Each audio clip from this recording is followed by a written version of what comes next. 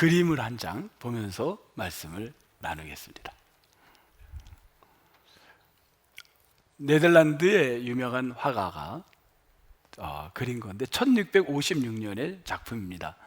이분은 어떤 작품으로 유명하냐면 이분 때부터 유럽의 그림자와 빛과 그림자, 이걸로 상당히 유명한 걸 화법을 만든 겁니다.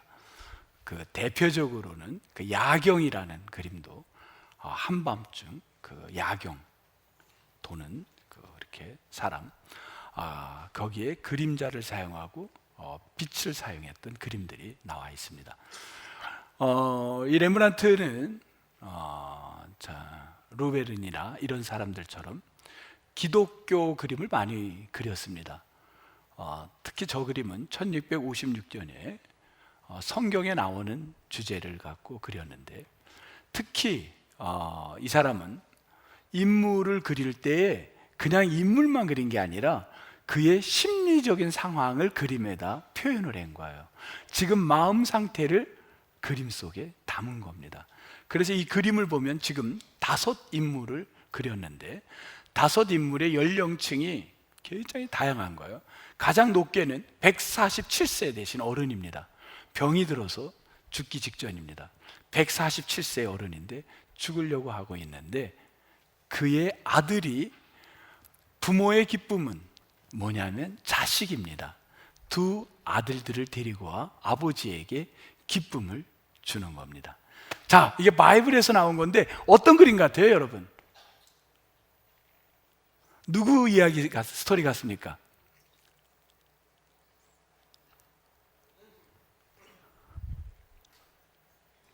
춘천사리 오신 분들이 혹시 알 것 같은데, 조금 더 들어보세요.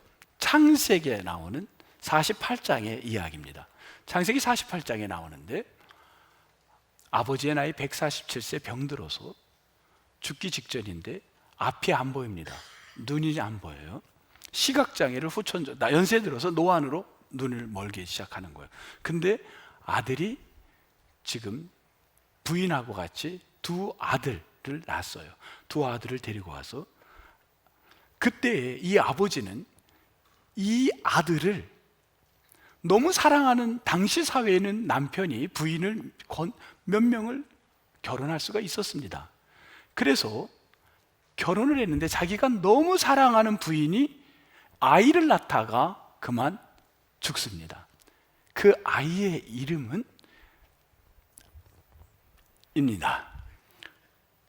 그래서 아들을 낳고 죽어서 그 여인이 낳은 아들이 또 하나 있는데 그의 이름은 입니다. 그래서 그 아들을 2 아이를, 손자를 낳았는데 남자아이만 two boys 낳은 거예요. 그들을, 손주들을, 그분은 자신의 손주인데 아들로, 기업으로 삼겠다고 아들로 삼아버립니다. 그래서 12지파가 된 겁니다. 누구의 이야기일까요?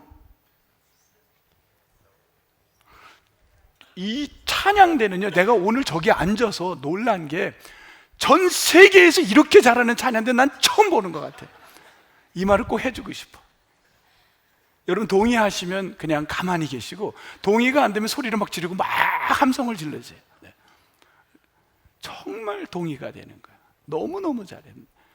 보석 같은 분이야, 저 지휘자님. 보석 같은. 우리 박원미 권사님이 내가 이러니까, 어머, 목사님이 나를 갖고 보석을, 엄청 불편하네. 왜 나를 갖고 보석이라는 거야 지금? 네? 보석이야, 그건. 보석 2, 보석 1. 그의 이름은 누구냐면, 우리 같이 해볼까요? 147세 되신 어른, 그의 이름은 야곱입니다. 야곱이에요. 야곱이 앞이 안 보이니까 누굴 데리고 왔냐면, 아들이, 요셉이 2 아이를 데리고 왔어요. 내가 이제 내 기업으로 삼을 아들이구나. 그 요셉의 큰 아들의 이름은, 이거 어려워요. 조금 어려워.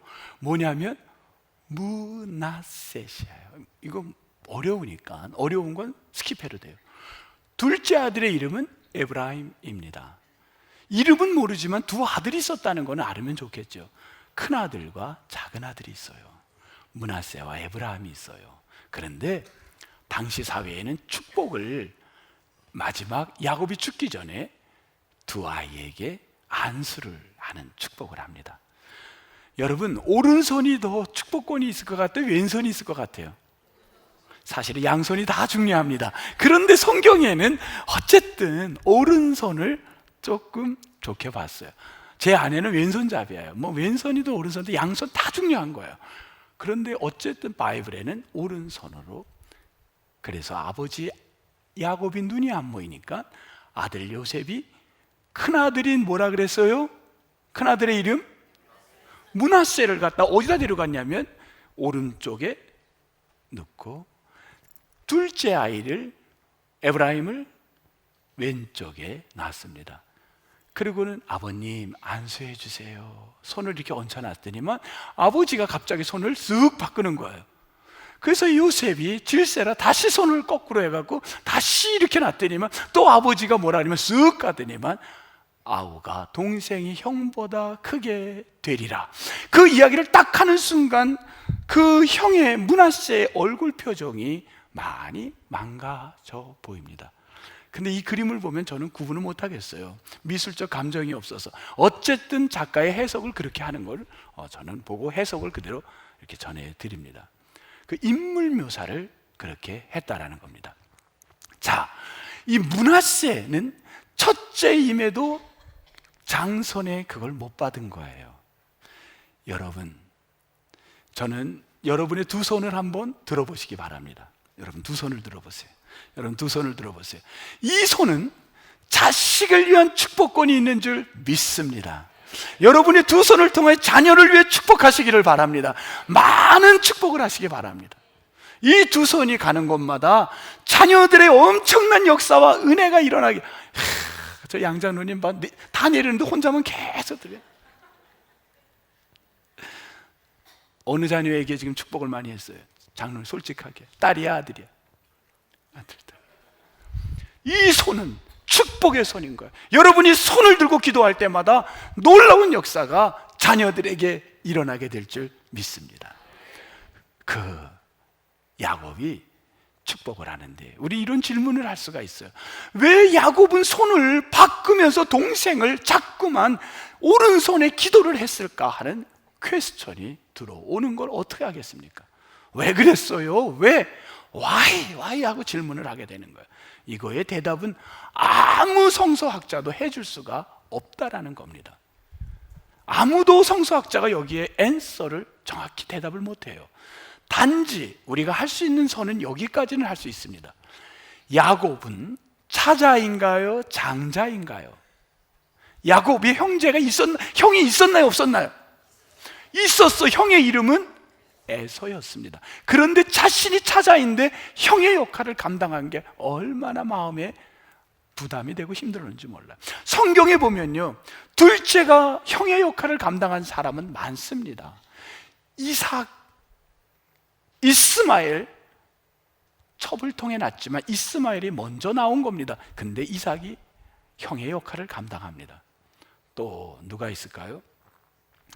모세와 아론이 있는데 아론이 형입니다. 그런데 모세가 형의 역할을 감당했습니다.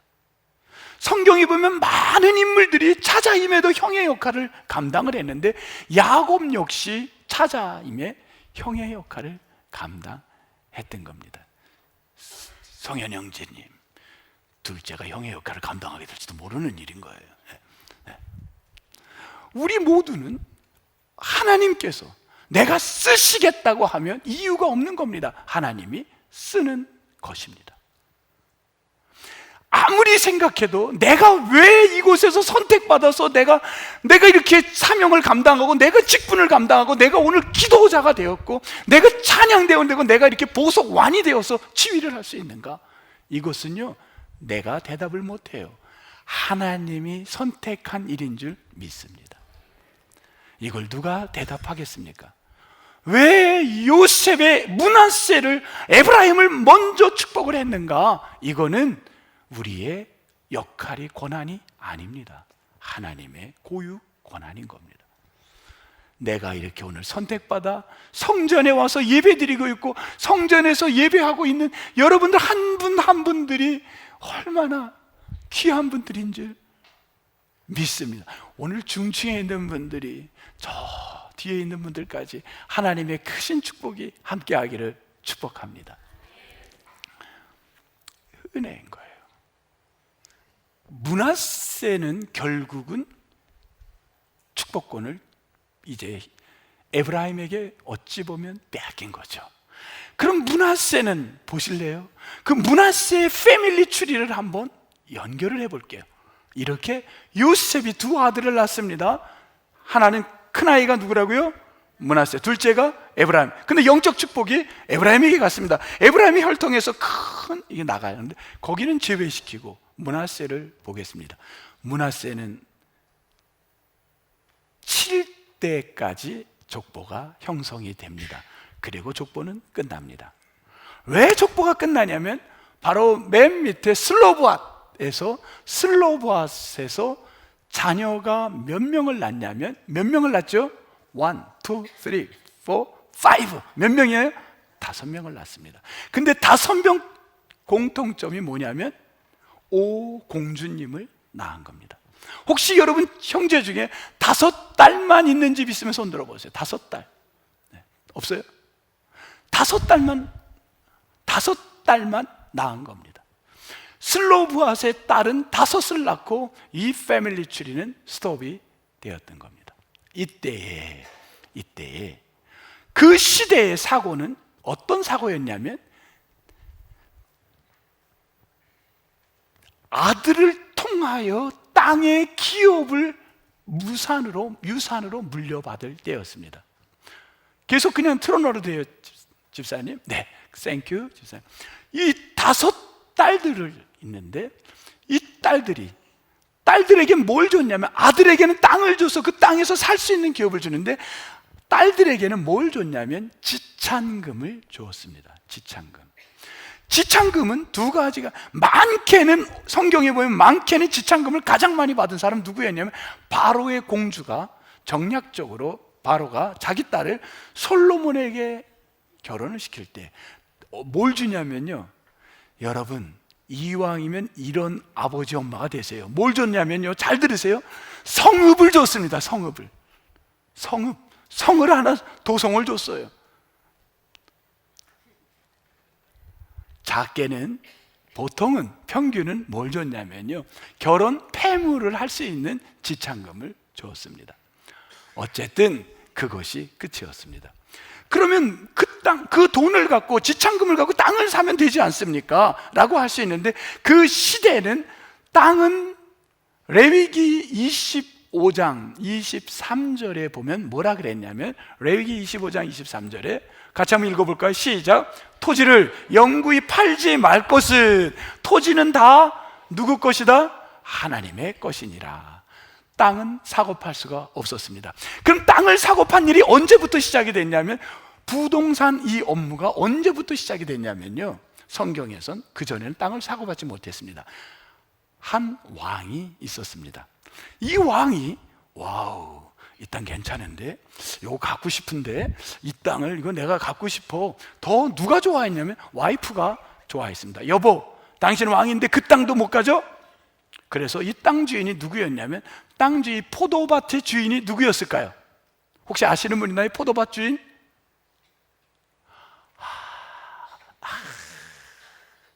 나몬데 나몬. 오, 누가 맞췄어요? 손든 사람? 네? 뭐 굳이 안 얘기해도 되겠어요. 우리 김소영 집사님 맞힌 걸로 하겠습니다. 나시가 맞힌 게 아니라 나봇이 포도원이었습니다. 나봇의 포도원이 너무 마음에 들으니까 와이프가 그 왕에게, 그 왕의 이름은 아합 왕입니다. 네, 할렐루야. 이 아합 왕이 부인이 계속 남편을 졸르기 시작합니다. 이런 여성이 되지 않기를 주의 이름으로 축복합니다. 그래서 이 남자가 여성이 하니까 헐 수 없이 이 주인을 만납니다. 이 과수원 좀 나에게 줄 수 없니? 안 됩니다. 아까 말했던 레위기 25장 23절을 얘기합니다. 하나님의 것이기에 내가 팔 수가 없습니다. 그럴 때 이놈 하고 죽이고 그 땅을 빼앗아 가는, 땅의 소유가 처음으로 인정되는 게, 인정이 아니라 시작된 게 바로 이 말씀 열왕기상에서 시작이 되었던 겁니다. 안타까운 사건입니다. 어쨌든 땅은 하나님의 것이기 때문에 땅을 주고 돈 주고 사고 팔 수 없는 시대에, 그러면 이 딸들에게는 아버지가 성경에 보니까 죽게 된 거예요. 27장 죽었는데 이 아버지가 죽고 났을 때 이 딸들 다섯이 어디로 가냐면, 보통은 그 시대의 고정관념으로, 아니 사회적 기준으로 그냥 대가 끊기며 그들은 끝났는데, 이 딸들이 뭐를 하냐면 주어진 사회의 통념으로 가만히 있지 않고 그것을 뚫고 나가는 일을 시작합니다. 그걸 뚫고 나가는 거예요. 뚫고 나가는데 어떻게 뜹니까? 여러분, 힐러리가 연설을 하는데 그때 오바마에게 패하고 나서 그러면서 멋있는 연설을 했었죠. 레슬링, 유리벽을 뚫고 여성들이여 올라갑시다. 시대가 변했습니다. 그런데 그 유리벽을 뚫으려고 했는데 그날 패했어요. 그때 뭐라고 얘기했냐면, 여러분, 저 유리창의 벽이 1800만 개의 줄이 갔습니다. 왜냐하면 1800만 명이 힐러리를 지지했습니다. 1800만 개의 줄이 갔습니다. 유리벽이 깨지기는 힘들지만 지금 깨지기 위하여 1800만 개의 줄이, 금이 갔습니다. 그러면서 연설을 했습니다. 놀라운 역사가, 여러분 앞에 가로막고 있는 일을 뚫고 나가는 역사가, 막혀있는 어떤 상황들을 뚫고 갈 수 있는 역사가 크리스찬들 속에 일어나게 되기를 주의 이름으로 축복합니다. 그리고는요, 뭐를 하냐면 이 여인이, 자, 딸 다섯이 아버지가 죽고 나서 어디로 가냐면요, 그래, 우리는 그냥 이대로 살아야지가 아니라 이 상황을 어떻게 하면 고쳐나갈 수 있을까, 글래스 실링 할 수 있을까, 그걸 생각하고 그들이 어딜 가냐면 남성 중심의 공동체 모임이 있는 그곳으로 가는데, 그게 2절에 보면 회막문입니다. 거기에는 남자들이 중심이 돼서 모의를 하고 중요한 결정을 하던 장소였습니다. 그 회막문에 여성 다섯이, 딸 다섯이 그리로 들어가서 노크를 하고 들어가서 그들이 자기들의 주장을 펴기 시작합니다. 피는 내용이 뭐냐면, 회막문에서 우리 아버지는 슬로보아스는 돌아가셨습니다. 3절입니다. 죽었습니다. 그런데 죽음이 광야에서 보편적 죽음이지, 우리 아버지의 죽음은 고라의 무리들, 고라는 왜 죽었냐면 권위의 제사장에 왜 너만 제사장을 하느냐, 아론 권위에 도전을 했다가 그는 죽게 됐던 겁니다. 고라와 같은 무리가 아닙니다. 우리 아버지는 그런 대상이 아닙니다. 그냥 광야에서 나이 들어 돌아가신 분입니다. 그런데 문제는 아들이 없이 죽었습니다. 4절입니다. 그러면 아버지 없이 죽었다고 해서 우리에게 아무 기억도 주지 않는다면 우리는 어떻게 되는 겁니까? 우리 패밀리 트리 족보는 삭제되는 것 아닙니까? 하고서는 던진 겁니다. 이 이야기를 누가 듣냐면 모세가 듣습니다. 5절, 모세가 그 사연을 다 아렌이라, 여호와께 아렌이라, 아렌이라는 말이 무슨 뜻이냐면 와야그레프라는 말은 가져가다라는 말이에요. 가져가다, 가져오다. 그러니까 이 모세가 이 여인들의 이야기를 다 듣고 보니까 매우 합당하다고 느끼니까 그 기도 제목을 가져온 겁니다. 여러분, 소중하고 합당한 기도 제목을 갖고 성전에 하나님께로 가는 여러분들 되기를 주의 이름으로 축복합니다. 가져왔어요. 그래서 그 하나님께 아뢰는 겁니다. 하나님, 지금 여인들 다섯이 이런 의견을 냈는데 그 말을 들어보니까 매우 일리가 있는데, 고대 풍습은, 우리 사회 풍습은 지창금 주고 끝났는데 어떻게 하겠습니까? 하고 하나님께 모세도 해답을 찾을 수 없어 가져왔습니다. 6절, 여호와께서 모세에게 말씀하여 이르시되, 7절, 아주 간단하게 대답을 합니다. 뭐라고 대답을 했냐면, 딸들의 말이 옳으니 딸들의 말이 옳다.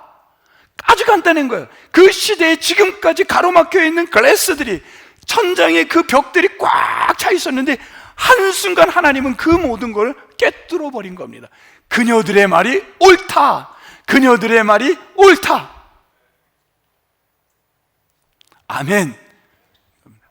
그 시대에, 지금의 시대와는 상상할 수 없는 일입니다.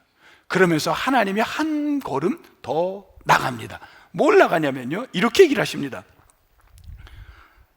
8절, 이스라엘 자손에게 말하여 이르기를 사람이 죽고 아들이 없으면 그의 기업을 그의 딸에게 줘라. 딸도 없으면 그의 기업을 형제에게 줘라. 형제도 없으면 그의 기업을 아버지의 형제에게 줘라. 그의 아버지의 형제도 없으면 그의 기업을 가장 가까운 친족에게 줘라. 이것이 무엇을 읽나요? 고엘 제도의 기본 틀을 만들기 시작한 겁니다. 하나님은 어떤 사람도 자식 때문에 어떤 일에도 손해보지 않고 모든 인간을 똑같이 축복하시려는 게 하나님의 관점인 줄 믿습니다. 인간의 시대적 관점은 여성 중심이 아닌 남성 중심이었고, 오른손 왼손 뭐 막 했지만 하나님은 아닙니다. 하나님은 여자나 남자나 누구에게나, 장애자나 비장애자나 약한 자나 큰 자나 둘째나 첫째나 모든 자에게 똑같이 축복하시는 분이 하나님이신 줄 믿습니다. 그런데 우리 사회에는 어떤 통념이 있습니까?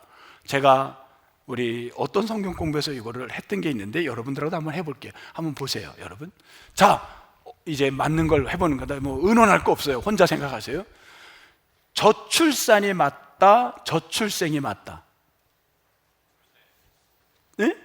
저출생 좋아요? 유모차가 맞아요, 유아차가 맞아요? 여기 누군지 잘 아시네. 누구가 이렇게 잘해요? 저분 이거 연구하다 왔어요? 이야, 엄청 잘해요. 자매 결혼이 맞아요? 상호 결혼이 맞아요? 네? 네. 스포츠, 그러면 우리 보석일 한번 대답해 보세요. 스포츠맨십이 맞아요? 스포츠 정신이 맞아요? 스포츠 정신. 이번에 보석이 효자 상품이 맞아요? 인기 상품이 맞아요? 맞아요. 우리의 생각 속에 우리는 이거를 성에 대한 개념으로 모든 말건들을, 단어를 정리를 시켜놓은 거예요. 근데 그것은 매우 위험하다는 겁니다. 그거 아니라는 거예요. 자, 그 다음 한번 또 볼게요. 요거는 어려워. 이거 난이도 상당히 높아. 친할머니, 외할머니라고 해요, 안 해요, 여러분? 얘기들 해보셔요. 친할머니, 외할머니 그래요, 안 그래요? 그럼 맞아요? 틀려요? 맞아요?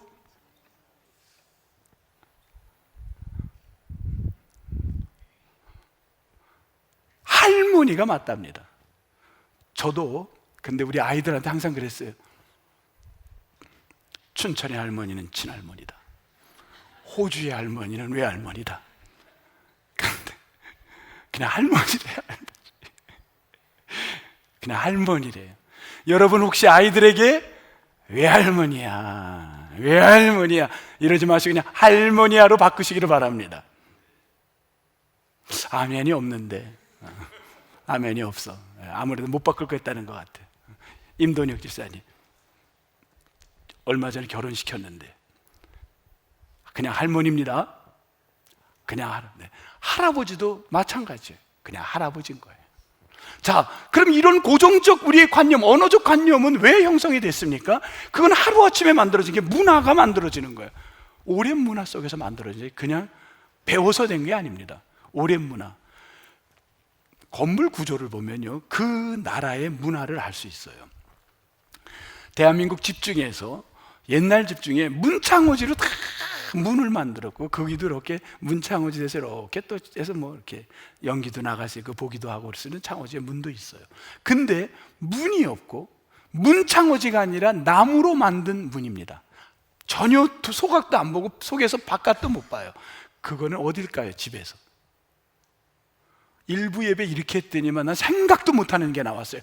뭐 변소, 뭐 그다음 광, 내가 원하는 답이 아니라 엉뚱한 게 막 나오기 시작을 했어요. 근데 여러분 어딜까요? 그리고 집에 가장 보이지 않는 뒤에가 있었습니다. 어디가요?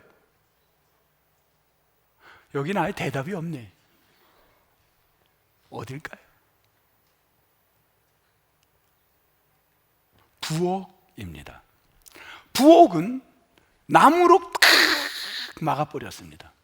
여성들이 들어가는 부엌은 아무도 볼 수도 없고 거긴 들어갈 수도 없는 집 뒤에 중앙에 있는 게 아니라 뒤에 부엌을 만들고 거기는 문도 없는, 창문도 없는 나무로 다 만들었어요. 왜? 여성이 일하는 걸, 집안에 여성이 일하는 걸 보여주지도 않았고 그 여성은 신비한 세계에 가도 있었다는 겁니다. 근데 이게 언제 바뀌었죠? 여러분, 언제 바뀌었나요? 언제 바뀌었죠? 건축 구조가 바뀌면서 바뀌었습니다. 건축이 어떻게 바뀌었나요? 얘기 좀 해보세요. 네? 입실? 언제 입실로 바뀌었어요? 언제? 그 묘하네. 얘기들 안 하네. 네? 새마을? 거기 왜 또 새마을 운동이 나옵니까? 나 참. 아내분 어디 있어? 아내. 여기 우리 아내 권사님 어디 계셔? 원래 저렇게 답답해요? 참 정말 답답하신데.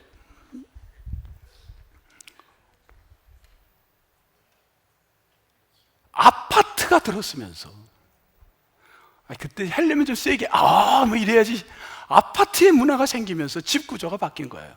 우리 부엌은 갑자기 없어지면서 집 메인에 부엌이 들어갔습니다. 그리고는 애들, 할아버지, 할머니, 아빠 누구나가 다 사용할 수 있는 공간, 핵심 한가운데 창문도 없고 모든 것도 없는 곳에 들어섰습니다. 지금 여자들만 부엌에 가나요? 아니면 우리 시어머님, 시어머니 쓰지 말라 그랬죠. 그런 말 남자 쪽 어머니들에게 여쭤보겠습니다. 아들이 부엌에 더 많이 들어가? 며느리가 더 많이 들어가? 우리 어머니들 말씀해 보세요. 여자 쪽 어머니들 아니에요. 남자 쪽 어머니들. 내 아들이 더 많이 들어가는 것 같아요? 아니면 며느리가 더 많이 들어가는 것 같아? 우리 권사님 얘기 좀 해보시오. 아들. 네? 아들이 더 많이 들어가. 그러면 복잡해. 너무 시간 많이 가는 것 같아. 일단 요새는 남자 여자 할 거 없이 다 부엌에 들어가는 시대가 됐던 겁니다. 그래서 우리 사회는요 2015년에 양성평등법이라는 엄청난 법이 제정됩니다. 우리 대한민국의 양성 모두 평등해야 된다. 그리고 2022년 통계에 나온 거 보니까 2022년 통계를 가지고 왔습니다. 중앙부처 과장급 이상 공무원 26.4%, 지자체의 과장급 이상 공무원 27.4%, 공공기관 여성 비율, 임원 비율 23.6%, 모두 20% 이상은 누가 한다? 여성이 됐다. 이게 나온 거예요. 어디를 향하여? 50% 이상을 향하여 달려가는 때를 향하여 지금 우리 사회는 글래스셀링이 일어나고 있습니다. 시대가 바뀐 거예요. 바뀐 거예요. 과거의 고정관념 속에서는 여성이 하는 일, 슬로보아스의 딸들 5은 아무것도 할 수 없는 죽은 인생이 됐지만 그들이 도전을 해서 그들의 이야기를 얘기했을 때 그거를 하나님께서 엄청난 것으로 받아들이고 사고는 바뀌었고 지금 시대는 바뀌어갑니다. 단지 여기서 조심할 게 크리스찬 우리들이 가져야 될, 단지 성의 문제만 우리가 해결된 걸로 그걸로 이 본문을 가기엔 너무 아깝다고 안타깝다는 겁니다. 성경에 나온 여성의 리더들을 보면 여러분 대표적인 사람 많아요. 여러분들 막 얘기해 보세요. 에스더 같은 사람, 죽으면 죽으리다. 이 호국 보훈의 달, 나라를 위해서 애썼던 여인 에스더가 있었고, 또 기도의 여인 사무엘을 만든 누굽니까? 한나가 있었고, 또 누굽니까? 모세의 어머니. 그리고 모세가 태어났을 때 그 산파 목숨을 던지면서 그 자기 목숨에 위험하면서도 그 아이를 살리려고 했던 다의 여인들. 성경에 수두룩한 여인들이 나오는데 그들의 공통점, 기생 라합까지 정탐꾼들에게 당신이 만약에 올 때 우리 가족을 살려주십시오. 그들의 공통점은 무엇이었냐면 하나님의 구원을 위한 헌신이었고 구원을 위한 여성의 중요함을 도전적으로 나갔다는 것입니다. 단지 여성의 성에 대한 것만 강조했던 게 아니라 구원을 위하여 몸부림쳤던 여성들을 통하여 하나님께서는 역사하셨다는 겁니다. 여성 성도들이요, 남성 성도들이요, 우리 모두는 동일하게 하나님의 축복을 두 손바닥으로 받은 자들이요, 우리 모두는 하나님이 선택받은 자요, 우리 모두는 하나님의 쓰임받을 자들인 줄 믿습니다. 여러분, 그렇게 살아가시기를 도전합니다. 오늘 이 본문에서 보면 첫 번째 우리가 배워야 될 말씀 하나, 그는 광야에서 땅을 줄 걸 여인들은 미리 믿은 겁니다. 아직 가나안에도 안 들어갔는데, 지금 광야에, 아이스타일 광야에 있었어요. 그런데도 뭐 하고 있습니까? 광야에서 믿음으로 가나안에 갈 것을 믿고 그 땅을 우리에게 줄 수 없냐고 도전을. 두 번째, 도전 정신. 왜? 땅을 주면은 그냥 끝나는 게 아니라, 땅을 주면, 기업을 주면 그 땅을 점령해야 되고 그 땅에 사람들을 내어 쫓아야 되는 거예요. 싸워야 되는 거예요. 그 일을 감당하겠다는 거예요. 그냥 땅만 받겠다는 게 아니에요. 내가 도전적으로 일을 하겠다는 거예요. 이 두 가지가 우리가 가져가야 될 오늘 메시지의 핵심입니다. 우리 교회 안에 아름다운 이야기를 지난주에 읽고, 저는 보면서 이제 많은 부분 중에 여행 코너도 읽고 또 간증 코너도 보는데, 어떤 청년 하나가 유학을 갔습니다. 미국 땅에. 근데 갔더니 언어도 힘드는데, 우선 가장 힘든 게 교회를 가려고 해도 차가 없으면 못 가는 거예요. 근데 그 사람들이 도움을 받아야 돼요. 그런데 교회가 가고 싶어서 도움을 받고 교회를 주일마다 갔다고 합니다. 근데 그 교회를 가면서 큰 은혜를 받는 거예요. 근데 학교에서 유학을 딱 갔는데 오케스트라가 있는데, 그 오케스트라 협연을 할 수 있는 학생을 한 명을 뽑는데 20명의 악기 연주자들이 있었어요. 먼저 유학 온 친구들도 있고 그곳에 공부하는 아주 훌륭한 친구들인데, 자기는 막 들어간 신입생인데 내가 여기서 할 수 있겠습니까? 그런데 그는 해보고 싶은 마음이 왔어요. 첫째, 그는 하고 싶어서 뭐를 했냐면 열심히 연주를 준비했고, 두 번째, 기도를 시작했습니다. 하나님, 기도합니다. 근데 내가 1등이 돼야 됩니다. 그 기도가 아니라 그는 이렇게 얘기했어요. 내가 혹시 하나님, 내 뜻대로 안 될지라도 시험 들지 않게 도와주세요. 시험 들지 않게 도와주세요. 그런데 하나님, 나는 너무 하고 싶습니다. 그러면서 기도하며 준비했습니다. 하나님께서는 그를 협연 연주자로 20명 가운데 뽑으셨다는 그 글을 읽으면서 박수를 보냈습니다. 여러분, 도전하십시오. 그런가 하면요, 우리 금은밤이 아니라 우리 금요일날 성경 공부 시간에 많은 지체들이, 젊은이들이, 특히 3040 또 우리 성도들이 간증을 하는데, 한 성도가 이런 간증을 했어요. 나에겐 암이 온다고 생각을 못했대요. 그런데 본인이 암이 걸린 거예요. 너무 낙심이 되고 힘들었는데, 그때 이분이 딱 암이 오니까요, 하고 있던 일을 다 내려놓게 돼, 멈추고 싶은 마음이 오더래요. 내가 이거 안 돼, 피곤하면 이것도 내려놔야 돼, 성경 공부도 내려놔야 돼, 이 봉사도 내려놔야 돼, 다 주변 걸 내려놓게 되는데, 그때 남편이 뭘 염려하느냐, 하나님이 함께 하시는데, 그 말에 힘을 얻고 그걸 내려놓은 게 아니라 오히려 그 일을 감당하면서 그 사명을 감당했답니다. 근데 하나님이 수술을 통해 깨끗하게 치료하시고 너무너무 감사하다고 간증하는 걸 보면서, 여러분, 도전하십시오. 도전하십시오. 그런가 하면 한 성도는 여성이고 장애가 본인은 보이지는 않지만 큰 장애가 있어서 앉아있지를 못한답니다. 그런데 그런 상황에서 하나님, 사업을 시작을 하는데, 하나님, 사업을 하면서 두 가지를 기도합니다. 이 사업을 통하여 내가 사람들을 전도하는 데 쓰임받기를 원합니다. 만나는 사람마다 전도하고 싶습니다. 두 번째, 나는 이왕 사업하면 10의 9를 하나님께 드리고 싶습니다. 주님, 이 사업에 축복하여 주옵소서. 그리고 기도하며 나가신답니다. 여러분, 도전하십시오. 우리 앞에 있는 가로막힌 게 있습니까? 도전하십시오. 여러분, 무엇이 지금 여러분들에게 힘들게 합니까? 뭐가 낙심하게 합니까? 도전하세요. 믿고 나가세요. 놀라운 역사가 여러분 안에 일어나게 될 줄 믿습니다. 이 한 주 동안 승리하는 온 성도들 모두가 되기를 주의 이름으로 축복합니다. 하나님, 감사합니다. 우리 앞에 가로막히고 절망, 낙심하게 하는 게 있을지라도 우리가 포기하지 말고 정말 하나님 믿고 나아가는, 도전하는 그러한 능력의 일꾼들이 되게 도와 주옵소서. 감사하옵고 예수님 이름으로 기도하옵나이다. 아멘.